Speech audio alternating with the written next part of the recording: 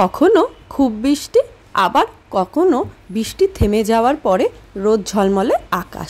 আর দেখুন একটু আগে বৃষ্টি পড়ছিল, এখনই কত রোদ্দ উঠেছে। আর আকাশে দেখুন কী হারে মেঘ করে রয়েছে। বর্ষা আসার আগের দিনগুলো ঠিক এরকমভাবেই কাটতে থাকে।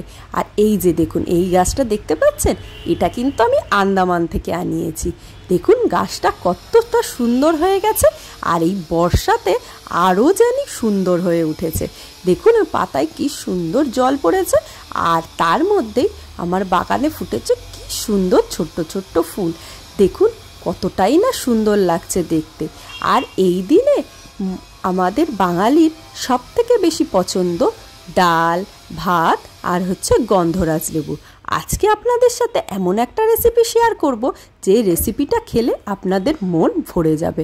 তো প্রথমেই দেখুন আমি কিন্তু কড়াইটা বসিয়ে নিয়েছি। আজকে আমি দেখাবো ফিশ বল আপনারা বাড়িতে কীরকমভাবে বানাবেন।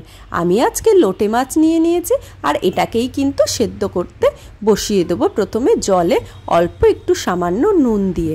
এটা কিন্তু আপনারা সন্ধ্যায় স্ন্যাক্সও খেতে পারেন, আবার দুপুরবেলা ভাত, গন্ধরাজ লেবু সাথে ডাল দিয়েও কিন্তু মেখে খেতে অসাধারণ লাগে। তো প্রথমেই দেখুন মাছটা আমার সেদ্ধ মোটামুটি হয়ে গেছে।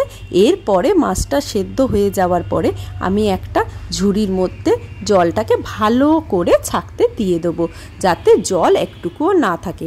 আর এদিকে আমি পেঁয়াজ, আদা, রসুন, লঙ্কা সমস্তটা গুছিয়ে কিন্তু নিয়ে নিয়েছি। এরপরে এটাকে আমি দেব মিক্সিতে পেস্ট করতে। তো এই যে দেখুন আমার পেস্ট করা হয়ে গেছে। পেস্ট করতে করতে আরেক দিকে একটা বড় সাইজের আলু নিয়ে সেদ্ধ করতে বসিয়ে দিয়েছি। আর এই দিকে তো মাছটা থেকে আমি কাঁটাগুলো বের করে সুন্দর করে মাছটাকে গুছিয়ে রেখেছি। এরপরে একে একে সেই সেদ্ধ করা আলুটাও আমি এর মধ্যে ভালো করে চটকে নিয়ে দিয়ে দিয়েছি। এরপরে এই আলুটা মাছটার সঙ্গে একদম খুব ভালো করে কিন্তু মিশিয়ে নিতে হবে। তো আমার ভালো করে মিশিয়ে নেওয়া হয়ে গেলে যাতে একটু আঠালো ভাব হয়, সেজন্যই কিন্তু আমি আলুটা ইউজ করেছি। এরপরে আমি যে বাটাটা বেটে নিয়েছিলাম আদা, রসুন, পেঁয়াজ আর লঙ্কার, সেই পেস্টটা কিন্তু আমি এটার মধ্যে দিয়ে দেবো। আর তার সঙ্গেও আমি এক এক করে অ্যাড করতে থাকবো মশলাগুলো। প্রথমেই দিয়ে দিলাম কিন্তু 1 চামচি হলুদ, আর দেব 1 চামচি ধনে গুঁড়ো, আর দেব হচ্ছে 1 চামচি জিরে গুঁড়ো। তো তারপরে দেব লঙ্কা। তো লঙ্কা আমি কিছুটা এখানে দিয়েছি, আর অল্প একটু রং হওয়ার জন্য লঙ্কা দিয়ে নিয়েছি। তারপরে আমি এটাকে কিন্তু ভালো করে মিশিয়ে নিতে হবে, যাতে মশলাগুলো মাছের সাথে খুব ভালো করে মিশে যায়। তো তারপরে দেখুন এরকম করে একটা ব্যাটার বানিয়ে নেওয়ার পরেই আমি কিছুক্ষণ সময়ের জন্য এটাকে কিন্তু একটু রেখে দেব। তো তারপরে দিয়ে দেব ভাজার আগে একটুখানি কর্নফ্লাওয়ার, যতটা পরিমাণ আমার দরকার ততটাই কিন্তু আমি দিয়েছি, আর দিয়েছি একটু বেকিং সোডা। তো সেগুলোকে দিয়ে আবারও আমি ভালো করে নাড়াচাড়া করে নেব। আর সবার শেষে যেটা দেব সেটা হচ্ছে নুন, কারণ নুন দিলে যেহেতু জল ছেড়ে যায়, তো নুনটা আমি একদমই সবার লাস্টে ইউজ করি। আর এই দিকে দেখুন কড়াইতে তেলও বসিয়ে দিয়েছি, তেল প্রায় ভালোই গরম হয়ে উঠেছে। তো এরপরে আমি এই ফিশ বলগুলোকে কিন্তু আস্তে আস্তে করে এর মধ্যে দিয়ে দেবো। দেখুন কতটা সুন্দর ভাজা হয়ে উঠেছে। আর একদিকটা ভাজা হয়ে গেলে পরে কিন্তু আমি আরেক দিকটাও কিন্তু ভাজা বসিয়ে দেবো।